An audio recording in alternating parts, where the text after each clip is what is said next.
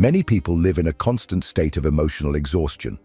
They wake up feeling relatively well, but just a few minutes of interaction with certain individuals can make them feel as if all their vital energy has been drained.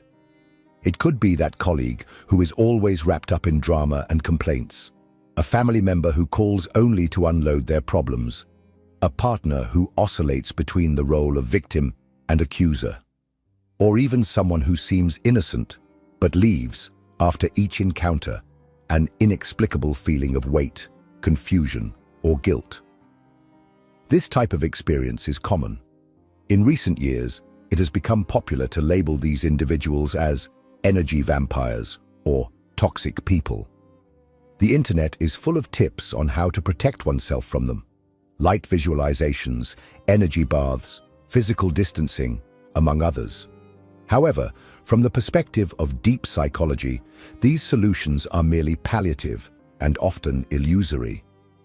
Carl Gustav Jung, a Swiss psychiatrist and one of the greatest names in 20th century psychology, proposed a much more complex and uncomfortable explanation for this phenomenon. He did not believe that the problem lay solely with the other person. According to Jung, what we call energy drainage originates from something that happens within us, unconsciously, silently, and automatically.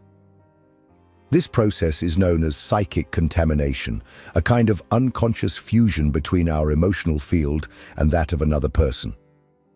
When this occurs, the unresolved emotional complexes of the other, such as guilt, neediness, fear, manipulation, or dependency, resonate with our own dormant complexes. In other words, we absorb what already exists, to some extent, within us.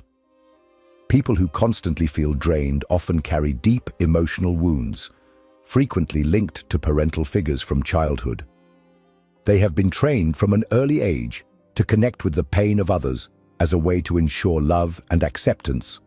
Thus, in adulthood, they unconsciously take on the roles of saviors, caregivers, mediators, always ready to help, even when the other does not want to be helped, only to have someone carry their burden.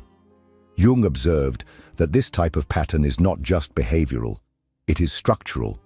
It is directly related to what he called the inferior function, the least developed aspect of our personality, where our greatest blind spots reside. It is through this gap that emotional vampires enter. It is through it that others can manipulate us without our awareness.